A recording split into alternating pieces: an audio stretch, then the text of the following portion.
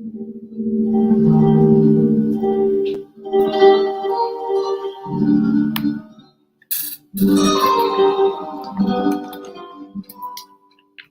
I am now, better than before, through those open doors. Where I am now, where I am now, I'm in a special place, until a warm embrace. Where I am now. It's now time for the most talked about radio show in the whole wide world. That's FYI Radio Show with your host, Miss Yolanda, the Lady Hinton.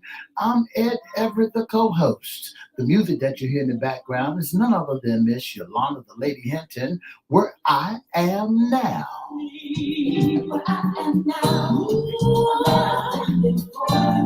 And if you'd like to see us live in WGPL 1350 studio, all you have to do is go to Edward Everett's Facebook page or Miss Yolanda, the Lady Hinton Facebook page. And guess what? You can see us live right here in WGPL 1350 studio. And if you want to hear us all over the world, all you have to do is go to www.christianbroadcastingcompany.com or WPCE 1400 AM or WGPL 1350 AM. Click and listen live. And now I want to introduce to some and present to others the host of the most talked about radio show in the whole wide world, Miss Yolanda, the Lady Hinton, and a pleasant good morning to you. Good morning, Mr. E. It's a beautiful day in the neighborhood. Would you, could you, will you be my neighbor? Let's welcome our neighbors, our WGPL 1350 AM listeners. Peace 95.3 FM and WPCE 1400. Good morning to you. Facebook, live, on and popping. We're also on Twitter, LinkedIn, and YouTube. And that's right, and YouTube and all over the world. All right. Mr. E, what day is it today? Today is hump day. It's hump day. You all should be up and popping the middle of the week. I tell you what, I feel good, especially with this beautiful sunshiny day. It's a beautiful day. It's a wonderful day. It's another day that the Lord has allotted us to see. Well, Mr. E, it's Wednesday, and it's our segment, What's Under the Hat? Issues concerning men. Issues concerning men, and we have a fabulous guest. We have Bishop Ernest Sutton, 36 years of professional service at the North Carolina Department of Corrections, and he's the president of 100 Black Men of Northeastern North Carolina. Good morning, Ernest Sutton. Good morning, Sister Yolanda and Pastor Everett. It is my pleasure to be with you on this beautiful Wednesday morning. Yeah. Thank you so much for having me. Yeah. Thank you for taking your precious time and giving it to us and our viewers and listeners. I know it's going to be wonderful because we received a bio, and I'm telling you, Ernest Sutton, it's full of wonderful, wonderful adventure, journey, and accomplishment. Tell us a little bit about where you're from, and then we're going to tell our listeners some of the things that you've done and accomplished. I am a country boy from Elizabeth City, North Carolina.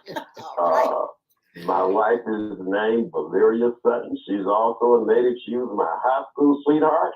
Yeah. And she is my wife of 49 years and 11 children. 11. Your quiver is full. You have any grandchildren? We have 30 grandchildren. Oh my Lord. Now, you know that is wonderful, beautiful, and I'm jealous because I only have one, and I want to wish him a happy birthday. But I tell you what, it is beautiful to be, to have a big family and to be head. God has given you a great responsibility. Well, and I am so humbled by it, and I'm so blessed by it, and I receive and accept what God has given. Absolutely. I tell you what, let's talk about your journey, because first of all, you started in the military. Tell us a little bit about that. Well, I started in the military. I was in the U.S. Air Force. I stayed for 4 years. My first tour of duty was my training in Lackland Air Force Base, Texas. I left Texas after basic training. I went to Kumsan, Korea. Kumsan, Korea in South Korea. I was there for 13 months. I was in the security police squadron. I was assistant flight chief, and then I served as flight chief for a stint. And then I went to Panama. It was absolutely wonderful there. I loved the people, and it was just an outstanding experience. However, I left there for my last 8 months, and I went to Minot, North Dakota. It was cold. It was cold. It was cold. Didn't like that, huh? You know what? I didn't like that, but you know what? There's so many stories I got out of North Dakota that 8 months I spent there. And we won't talk about that today, but God showed himself mighty and strong in North Dakota. Your educational background, tell us about that part of your life, your career. Well, I'm a graduate. I'll tell you what, I'm a college dropout. I went to Louisville City State University for 2 years. Dropped out and went into the Air Force. And when I got out of the Air Force, I came back and finished my college degree. And my major was political science. Wow. However, while I was in the military, I understood the value of an education more clearly. Yes. And when I went to Panama, I started to go into Florida State University because they had a branch there. And I started going to school there while I was in the military. Wow. And left there, and I have, if you like, you can talk about it. My bio, I have been blessed to finish several schools in healthcare government. Yes. And in correctional management. I went to Boulder, Colorado. I was certified from Boulder, Colorado in correctional management. I also was certified at another level at East Carolina University right here in North Carolina. And I had the distinct pleasure of chairing the committee on governance for the American Hospital Association. And I finished the School of Healthcare Transformational Change at Harvard University. Wow, how beautiful. You have 36 years of service at the NC, Department of Correction. I want to know what that part of your journey was like. Well, let me give you a little background. When I first got out of the military, I had no idea or no thought of going into correction. In fact, I had a job with one of the top private detective agencies out of Winston-Salem, out of High Point, North Carolina, with a guy by the name of H.H. Cardwell. H.H. had gone to the F.Y.I. school. He was a consummate professional. But what happened was, while we were waiting for our business loan to come through, I got a call from the employment office that said, Ernest, there's a guy in Currituck, North Carolina, that wants to talk to you about a job. I said, well, what is it? He said, well, it's in correction. I said, I remembered this thing. I said, Mr. Carpenter, I am not interested in getting a job in corrections. He said, but Ernest, listen, you need to go and talk to this guy because if you don't talk to somebody while you're out on unemployment, your check will stop. I said, what's the address? Yes. So I went down and talked to this gentleman. His name was Frank Mahan. After about 3 sessions, I decided that I would take the job with corrections, and we had an agreement with HH that when the business loan came through, just, quit that job and come on and work for me. But what happened, Pastor Everette and Sister Yolanda, I got caught up in the job because there were a whole prison full of young African-American men. Yeah. And they didn't see anyone that looked like them in corrections. And I saw an opportunity to make a difference. And in 1971 until 2007, the rest is history because I stayed at that job until I retired in July of 2007. Wow. And the journey has been a blessed journey. Wow. And the reason I say a blessed journey because I had an opportunity in my small way to make a difference in some gentlemen's lives. 90% of them looked less like me. Yes. But it didn't exclude others. Absolutely. Because I had an opportunity to make a difference. And Yes. I felt that. And I felt that passion throughout my time with correction. Your And I position. still have that passion. Your position there. I was the warden of the prison. Oh, head man. that's what I wanted to hear. The head Woo! man. So the name of I was the warden. our segment this today is What's Under the Hat, and we wanted to actually talk to you about your perspective of the judicial system as a warden, some of the things that you experienced, good or bad, and the difference that you've made. So just talk a little bit about what a warden, what the position entails, and then just let's talk about some of the things that you go through personally with a position like this. Well, you can just imagine that when I started with the system, there were very few African Americans and even fewer than that in responsible positions. I started out at the very bottom, and I was blessed in 7 years to become a superintendent or a warden. That was kind of unheard of because I had no experience in corrections, but I had experience in life.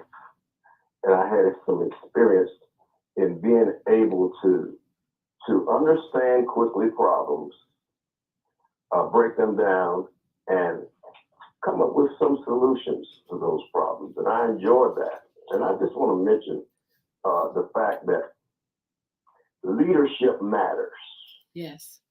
Leadership matters. And I consider myself a person that understands the value of leadership. And when I think about that, Sister Yolanda, I think about one of my favorite authors, and his name is John Maxwell. And John Maxwell, if you ever get a chance, if you haven't, read something about him, but one of my favorite books that he wrote was the 21 Irrefutable Laws of Leadership. Wow. And here's one of the things that I extracted from his writings and his teaching. He said this, and I believe that this is the challenge for us in every community across America and across the world. He said this, and I took this from his writings. He said, everything rises and falls on leadership. Mm-hmm. And I have used that mantra all of my career, and I was using it even before I read the 21 Irrefutable Laws of Leadership, because I understand from a spiritual perspective, Jesus was the greatest leader that ever lived. Yeah.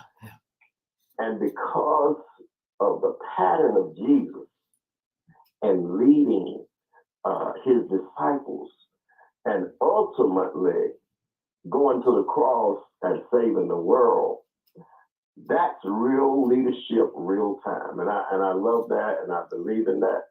And I believe that that's one of the answers to many of the challenges that we have in our communities across the globe. Yes. You know, Bishop, as we begin to talk about what's under the hats of men, two things I would like. One thing I'd like for you to do is to turn the volume down in the background of you, because I can hear the repetitiveness there. Okay, is this better? Yeah, that's better. Now, the first question I'd like to talk about is, you've been in the correctional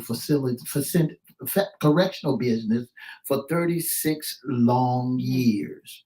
And being in the correctional facility, what's going on in the minds of our African American men, young and old, in that facility? Pastor, that's a loaded question. So I'm going to try to unload some of the heavy load. Okay. Corrections is a prison industrial complex. And we need the correctional system because there's some people just don't need to be on the streets. That's right. We need that system. So I'm not denigrating the system from that standpoint. But just like any system, and corrections is actually of everything that happens in our greater community. If you would, you could use corrections and really do a study on what's going on in our greater community. Let me just lay out a few things that I believe. Gospel according to Ernest, nothing sacred about it. Let me just outline some things that I believe in, what I have seen in my career. Yes. First of all, in prison, it's a community. It's a cosmos. It's everything that goes on in our greater community goes on essentially in prison. We can take as a study that we can start to see, in my judgment, what problems are, and then you can kind of see if you look closer. How do we resolve the problem? But let's examine some of the problems. First of all, many of the people that's in prison, particularly our young Black men, are suffering from a lack of. I want you to hear this real clear. They're suffering from a lack of. Well, what are they? What is those lack of? They're suffering from a lack of guidance in many cases. Yes. Because many of our young Black men in prison and others are in prison because of a lack of in the home situation. Yes. What's the second lack of that I'd like to discuss? One is a lack of love. Mm-hmm. The scripture says, with love and kindness have I drawn them. And many of the people that are in prison are looking for love, but they're looking for it in all the wrong places. Wow. Yes. Wow. And when you look for love in all the wrong places, it'll find you. Mm-hmm. Our gang situations in our greater community are in our jails. And here's how the gang culture recruits their people. They speak to their need, quote unquote, of love. It's a false love, Yes. but a false love, thinking it's love, becomes reality to individuals. Say that again, So what Bishop. happens? Say that again. False love, even if it's displaced, becomes a reality. Okay. Because people are looking for something. And when you're looking for something, you'll find it. It may not be what you want to find, but you'll find it. And that's the premise that the drug culture recruits their individuals. Yes. Wow. A lack of love. Absolutely. Wow. Absolutely. The other piece of it is this. When you're captive in a situation, it is not natural, it's unnatural, because by and large, all of us want to be free. Yes. All of us want to be free. Then comes the provision. When there is a lack of it, somebody can supply you a lack of, you become slave to the person or the culture that provides you, falsely or not, the lack of. The scripture lets us know with love and kindness have I drawn them. Now, you can use that two ways. If you got a false love, you can draw people. That's right. This is one of the reasons I believe that we have so many individuals that are following the wrong path because they got false information. Wow. Yes. Appearing to be real. The other piece of it is this. I used to hear my mother say, there's no romance without finance. Wow. You all may have heard that same term. Yes and yes. So what happens is when there is a lack of finance, love escapes you. Yeah, yeah. When you have finance, which is only provision, it satisfies an inner feeling of having security.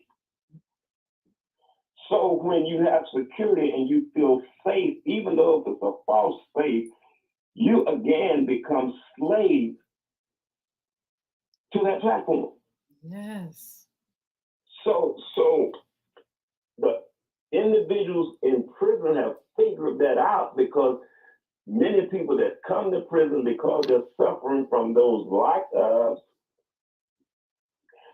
and they get a sense of it, they become slaves. Now, when you become a slave, you must do what the slave master has you do. Yes, absolutely.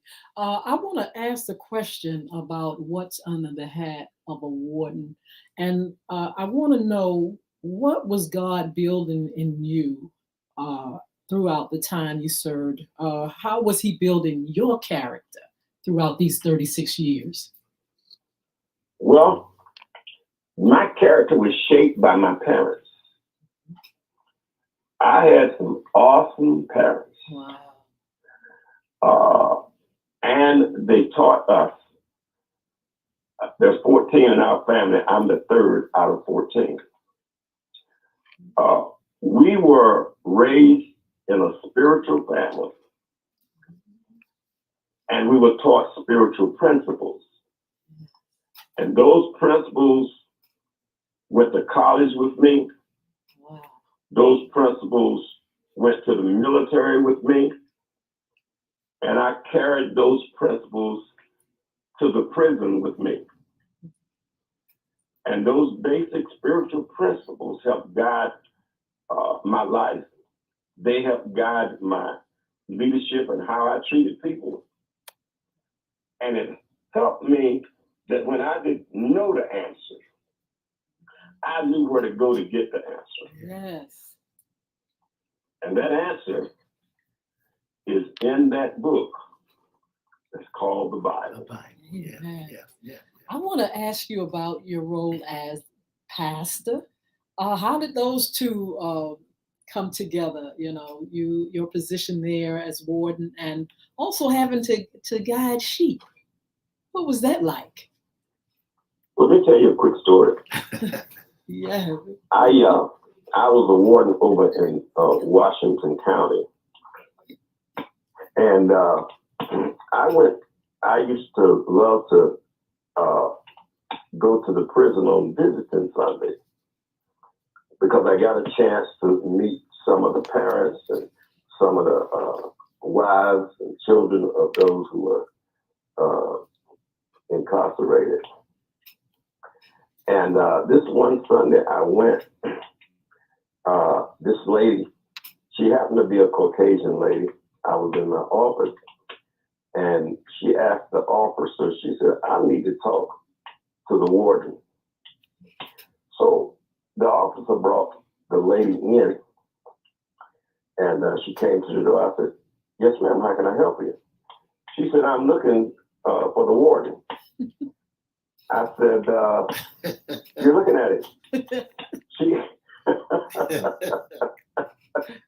Yeah. She was baffled, Pastor, because her mindset was that she thought that she was going to see a Caucasian sitting in that seat. But it was an African American that was sitting in that seat. And then because I'm only 5'7", and I was much lighter back then than I am now. But people used to ask me, how can I be a warden of such diminutive stature? Yes, 5'7". And I always got a kick out of that, Sister Yolanda, because because the mind is a very funny thing. Because once you picture in your mind what you think you ought to see, absolutely. When your mind tricks you, and I'll use that term, you got to regroup. You got to regroup. Yes. You get set back. Yeah. You get set back by that. Well, what are you talking about? Oh, wow. I never conformed to what people thought I ought to be or should be. That's good. Yeah. And I got that from my parents. It's not the size of the person. It's the person that's in them Yes. that determines the size. Mm-hmm. Or let me use a better term, determine who the person is. Yeah. Mm-hmm. So I utilize that because sometimes, and here's one of my grandmother's sayings, Pastor Everette. She said, son, people will fool your eyes out. Yes. That was one of her terms, but I understood later what she meant by that. Trust but verify.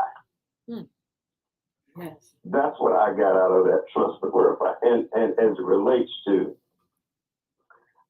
prison and leadership, it goes back to what John Maxwell said. Yeah. Yes. Yeah. Absolutely. It's leadership that matters. Yeah. Wow.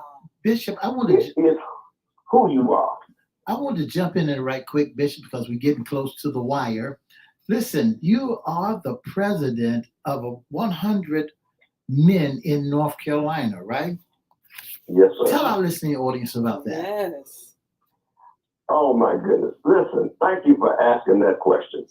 Well, the 100 Black Men was started by Mayor David Dinkins in 1963. Oh. The reason why, he was a former mayor, the reason why he started that because they were having problems in New York, similar to the problems that we got now in our communities. Yes. What he did was he realized that there had to be some kind of solution, particularly for our young Black men, to be able to have a platform that they could use that would promote their well-being, because they were killing folks then, not nearly as much as happening now. But the times change, but the problem is the same. Yes. Here's our platform. It's mentoring. Let me talk about that just for a moment. Mm-hmm. All of my life, I've had mentors. Sometimes I didn't know what they were called, but they were mentors. It was people that got under me in the church and otherwise that undergirded me and helped guide my life. Everyone ought to have somebody that they call a mentor. Yes. The other one was education. That's one of the other platforms. Education, academic education is great. But in my judgment, greater is a spiritual education. That's the other platform that 100 Black Men promote. The other one is entrepreneurship. Yes. And I hope we can talk a little bit about a platform that we have that speaks to the entrepreneurship part of it. But the next one is wellness. Yeah. Mm-hmm. I worked in the healthcare system, as you know, for a number of years. Back at Charity Committee on Governance for the American Hospital Association. But there were two wellness platforms. One is the wellness for the mind, and two is the wellness for the body, and they go together. So those platforms, along with entrepreneurship, are the platforms that the 100 Black Men of America and the 100 Black Men of Northeastern North Carolina promote. And we believe that those platforms are solid. We've demonstrated throughout the world and the work that we've done. If any of our listening audience does not know about the 100 Black Men of America, Google it. Yes. And then you can Google 100 Black men of Eastern North Carolina. Give us some We believe information. that that's one of a part of the solution for the issues that we're having in our community. Absolutely. We need contact information, website, social media before you go, and we're going to definitely have you come back. We need to talk to you some more. Yeah. But give us that contact information. Let me see if I can hit that real quick. Hold on just I got to get you to hit it real quick. Contact me at 252 Yes. 333 6472. Or let me give you my wife's number as well, because we work together as a team. Her name is Valeria Sutton, Valeria. My wife is a retired French teacher. Taught French for 30 years in the school systems across Eastern North Carolina. Her number is 252-333-5658. Well, we're going to have you back here, and we want to thank you so much. Go ahead. Any more information you have? Yes, I want to talk a little bit about Savings Highway Growing. That is our platform that we're utilizing to change the lives of individuals throughout our communities, in our local communities and across the world. Let me tell you a little bit about Savings Highway Global. Savings Highway Global is a 16-year-old company. CEO is Steve Gresham. Absolute wonderful CEO, believes in helping people across the nation. And one of our mantras there is to help 1 million people be debt free. Absolutely. And what we do is we save individuals money. Bishop, Yes, sir. we got to have you back. Yes, sir. Stand by. All right. You all come over here. Join us over here live. And we thank you so much. We'll see you on Fun Friday. Time to get to this place. Started out with a smile on my face. For the past 30 minutes, you've been listening to the most talked about radio show in the whole wide world. That's FYI Radio Show with your host, Miss Yolanda, the Lady Hinton. I'm Ed Everett, the co-host. And for more information, give us a call at area code 757-714-7861. Thank you so much for joining us Monday, Wednesday, and Friday right here on WGPL 1350, 95.3 Peace, 1400 AM.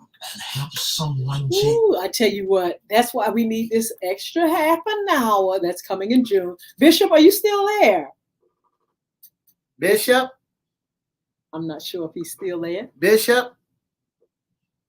He's not still there, but I tell you what, we're going to have him back. It's so much information that we need to get to, and we want to continue to ask some questions about what's under the hat of a warden. And this time, Mr. E, I think we should talk more about the judicial system and what goes on behind the walls of prisons. You know, did you hear him talk about the atmosphere? It's a community. It's something. It's just like he said. It's just like what's going on out here in the neighborhood. That's right. It's the same thing going on in the prisons. You would think you're in prison, there's nothing happening, everybody doing right because they have to. It's not like that. The same mess they were doing out there, they're doing in the prison, wrecking havoc and cutting up. And so he said some people are not meant to be out in the street. Did you hear him say that? I mean, that was amazing. You know, that's amazing. And he said something that was so true. He said, now, you know, people are looking for love in all the wrong places. Mm-hmm. There's a difference in love that they're looking for. Mm-hmm. And I realize that because I have a granddaughter that's got all the love that a family could give her. Yes. But she was looking at a young age for being independent. And someone told her to come on over to this side and you don't have to worry about going in late. Don't have to worry about doing what you do. All you need to do is come on over here. And that's what happened to a lot of people. They want love and don't know what love is. They want to know what love is and really don't know what love is. So they're looking for somebody to give them the opportunity, and they get caught up. That's the whole thing in a nutshell. Mm-hmm. They get caught up and they start doing crime. Nobody told them that they're going to go to jail. When you don't know love, when false love comes, That's right. you just gravitate to it. It's not real. It's a trap. That's right. Somebody's trying to get you in there, just like the gangs, to pull you in, to cause, your life is supposed to be productive, but they pull you in to become unproductive. They pull you in to commit crimes. They pull you in to brainwash you. They pull you in to make you think they care, but they want out of you what they can get. And it doesn't matter to them if it means pulling you into the gutter. Our special guest today has been none other than Bishop Ernest Sutton. 36 years of being a warden in the Elizabeth City Department of Correctional Facility down in Elizabeth City, North Carolina. And the bishop, and he's a bishop and got 30 so many years. How many grandchildren he said? 11. He has 11 children and 37 grandchildren. So many grandchildren. Wow. We're going to have Bishop Sutton come back again so we can talk in depth about the prison system. How does men operate in the prison system and what is under the hat? He's got so much credentials, Miss Hinton. He's got a lot of credentials that he is doing. He's 100. He's doing 100 black men. Yes, he's have to learn more pastor about that. of a church. Not only that, he's with Global Networking. I mean, great organization that folks need to be a part of. And I mean, what a great organization that he's a part of. He says his skill highlights are communication, team building, team player, leadership counseling, management, public relations, conflict resolution, relationship building. That's why he's so fit for this job. That's right. That's right. Leadership consulting. He is fit for the job because look at the qualification. When he describes himself and his foundation of coming from a good family, having a moral code, consciousness of God and the belief in the Bible, along with these skills and education, hey, that's the perfect picture for someone that can go in, that understands leadership and can lead. I'm sure, when we talk to him again, we'll find out, the success stories. Because, I mean, prison is one thing, but there's still people in there that God wants to reach, and he reaches them there. And they begin to turn away from crime. Some people will never go back to crime once they go in prison. That's right. And I want to say good morning to all our listeners, Mr. Samuel Smith, Miss Sheila Robbins, Miss Desi Combs, Mr. Desi Combs, Miss Roberta McCoy, Mr. Gerard, Pastor Gerard Perry. We want to say good morning to Miss Virginia Sawyer. What a great listening of people that we had to chime in with us on tomorrow. Thank you so much. Yes, thank you all so much for joining us. I'm telling you, we'll be talking with Bishop Ernest Sutton as pastor. He's been a great leader in the correction system. And, when he said he was in the military, Mr. E., and he said he wanted to go into security, I said, that's where it started. It probably started way before then, but it's like, hey, he at first didn't want to answer the call, but it was in him anyway. That's right. It was something that he was interested anyway. And he also a Vietnam vet also. See, that's what I'm trying to say. So he was built and structured for this job. Anytime you stay in a job 36 years, you're not there just because you some wimp. You there because you can do that job. And not only that, Miss Hinton, he's got something to help young men to rise above mere survival. Something, they need to contact Bishop, and because they're in North Carolina with this 100 men, I was down there, and we begin to dialogue and talk about what we need to do down there in Elizabeth City for the 100 men to help take crime off the street. Yes, there's a problem. You all remember it was a major incident there. Right, drug, police and all that. Yes, police were accused of abuse, and a young black man died as a result.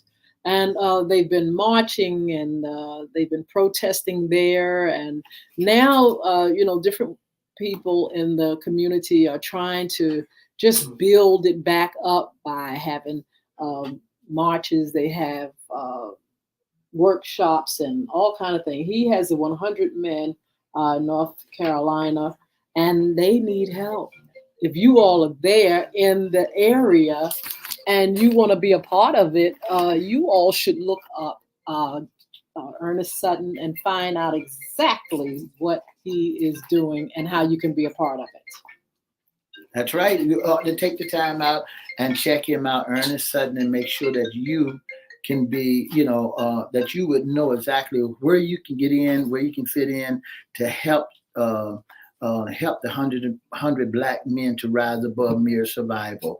Yes. I am elated. I am happy because they're doing a wonderful job down there.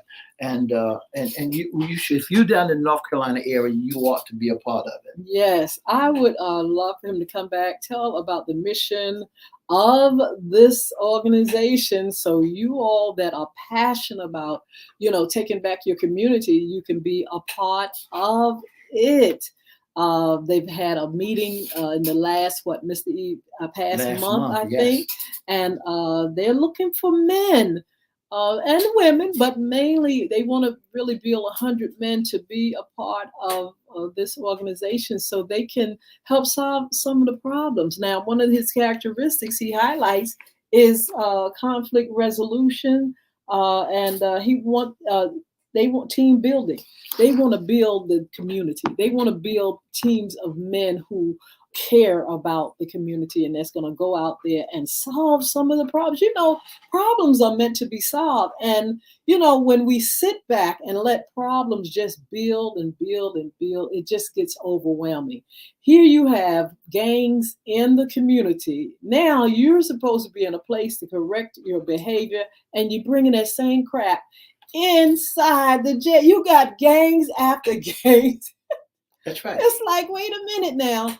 These problems that we're having should be solved somewhere. And with our help, getting into the community. And did you hear him say the things that are lacking? When we bring love to the community, education, leadership, opportunity, entrepreneurship, all these things, you're going to have a better set of folk.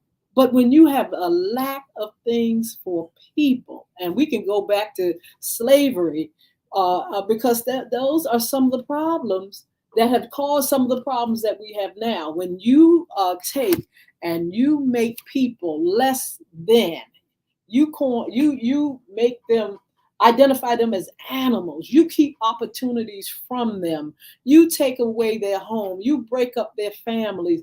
You causing a problem for the future. And so this is, some of the problems that we're having.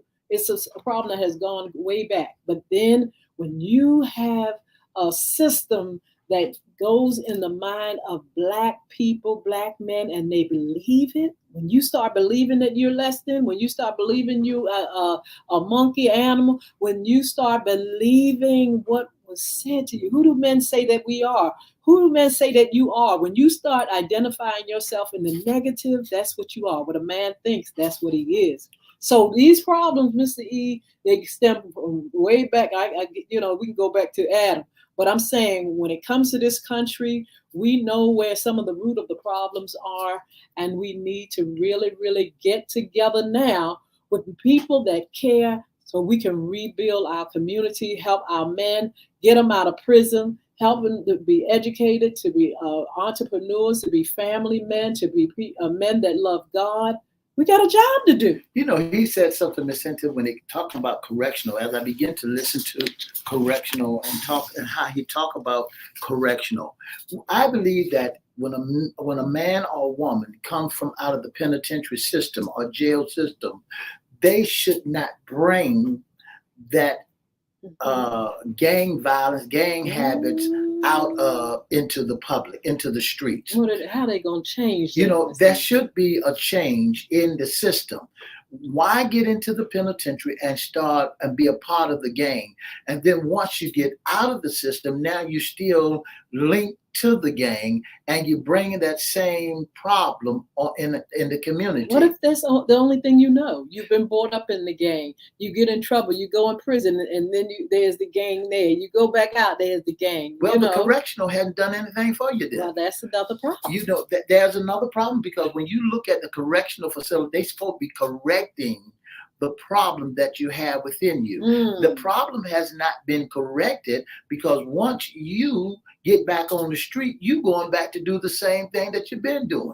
That's why so many men are running around here today. Can't get a job. They're still lost because they so used to doing wrong until they don't know how to change from to do what is right. That's why he said some people are meant to be there. They're built for folk that don't want to do right. And that's what do you keep them in there?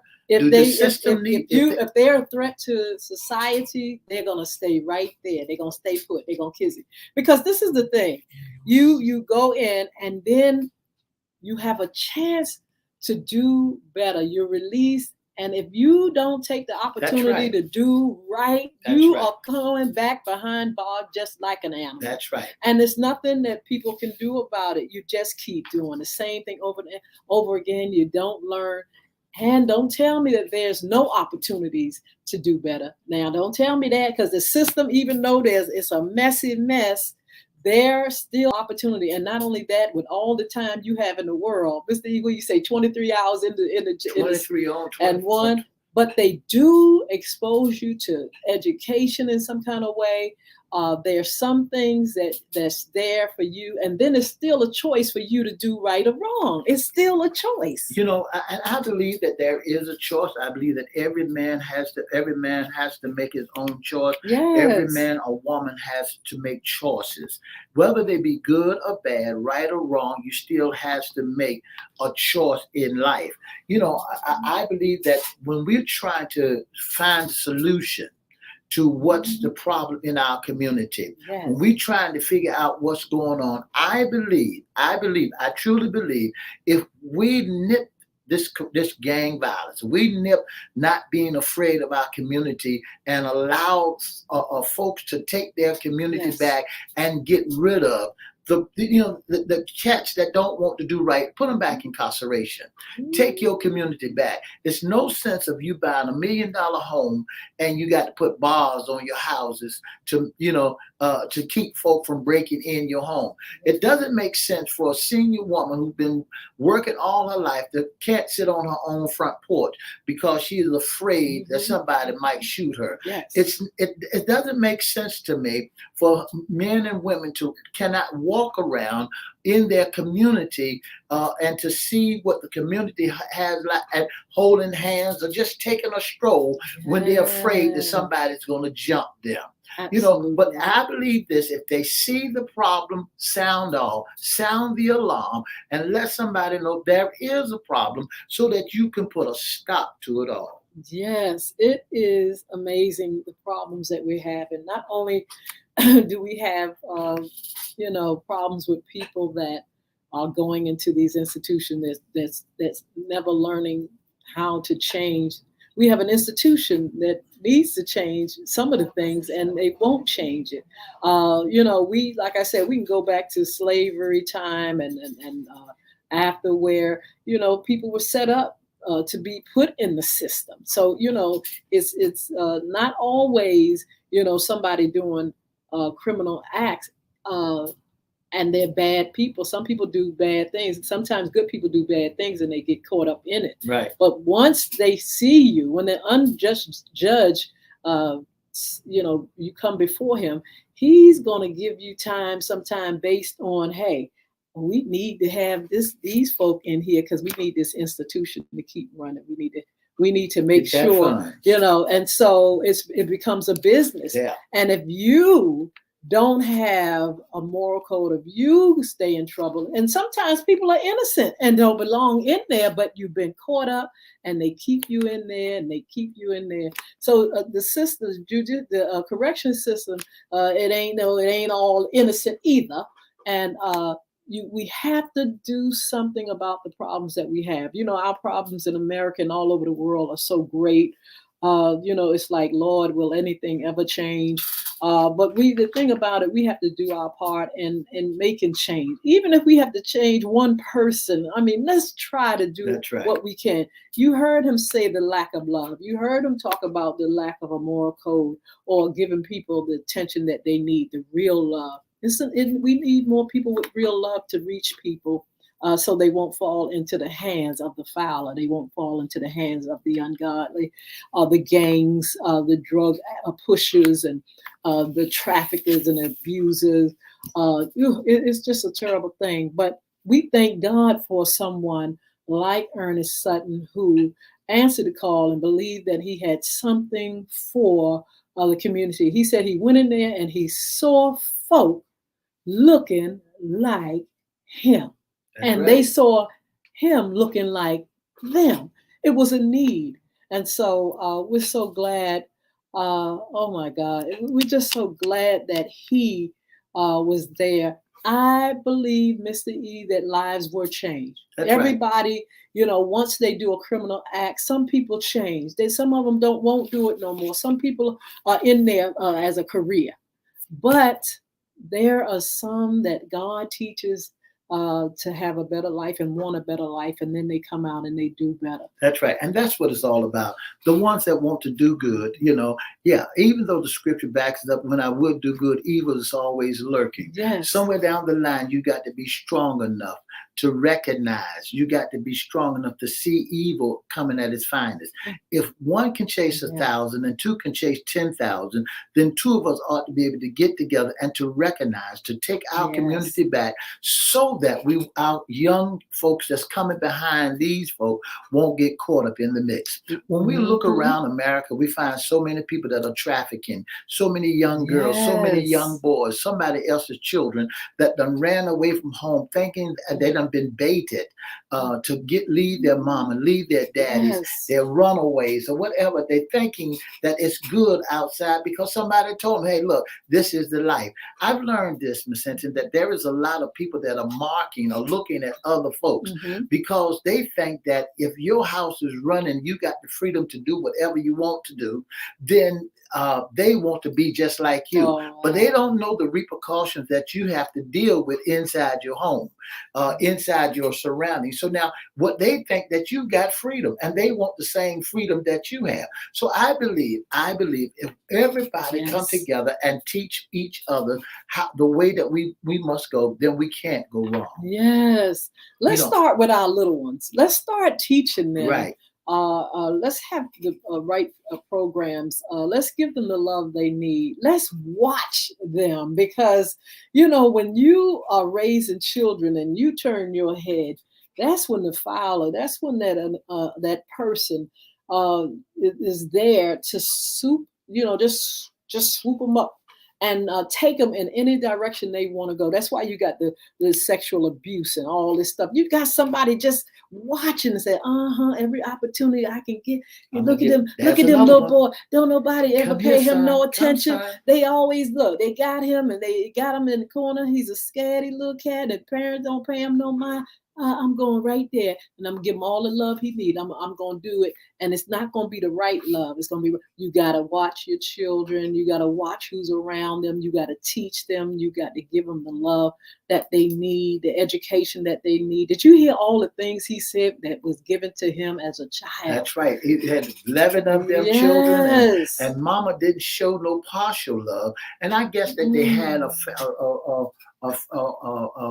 village to raise each other, because back in those days, everybody was your mama, everybody was your daddy, and we in the family, we grew together because they could discipline you. But right now, folks ain't gonna say nothing to you at all.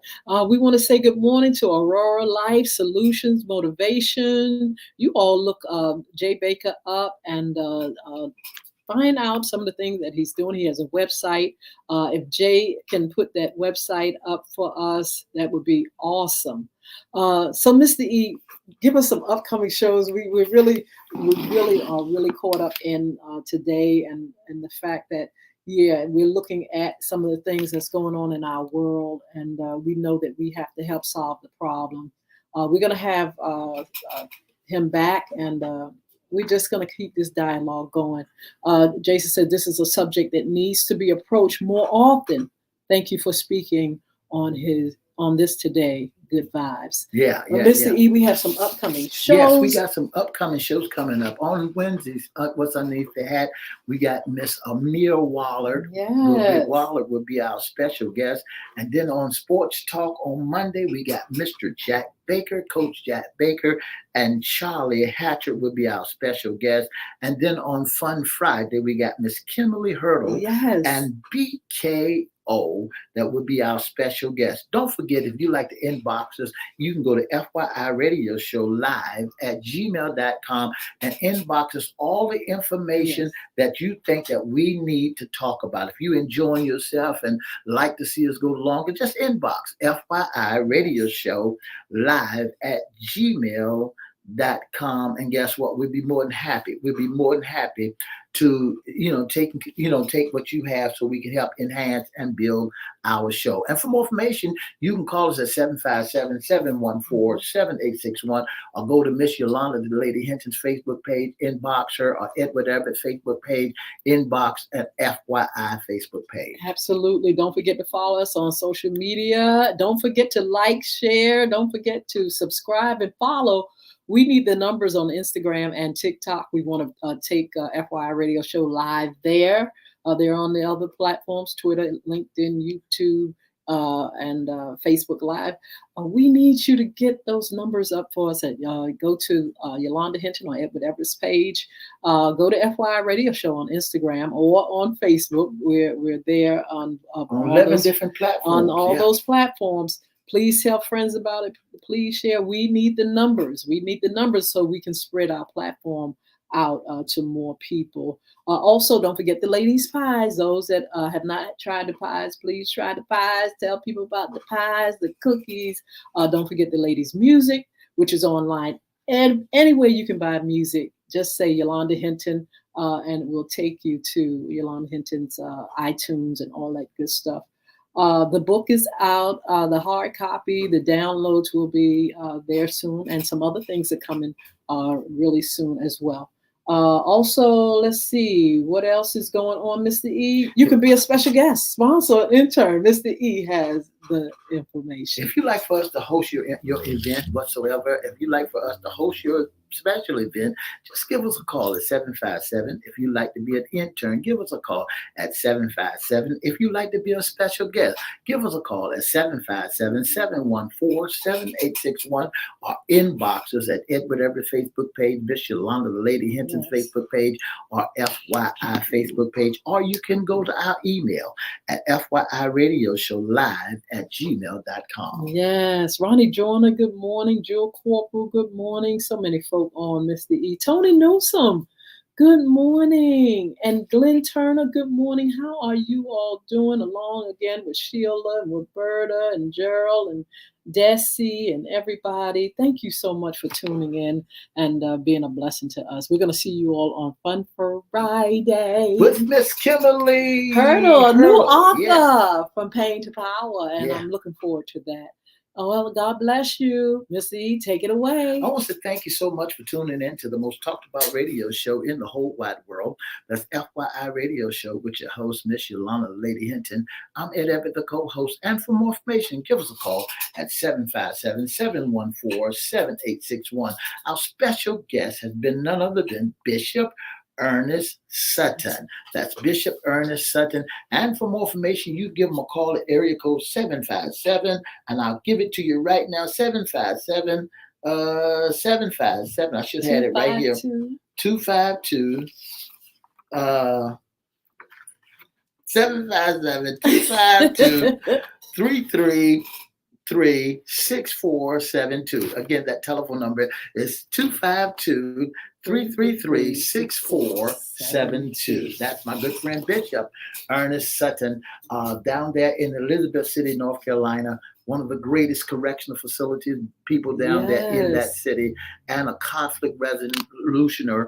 And not only that, he's the president of 100 Black Men in North Carolina. All right, Virginia Sawyer says, keep them coming. Much needed topics. Thank you all again for your support.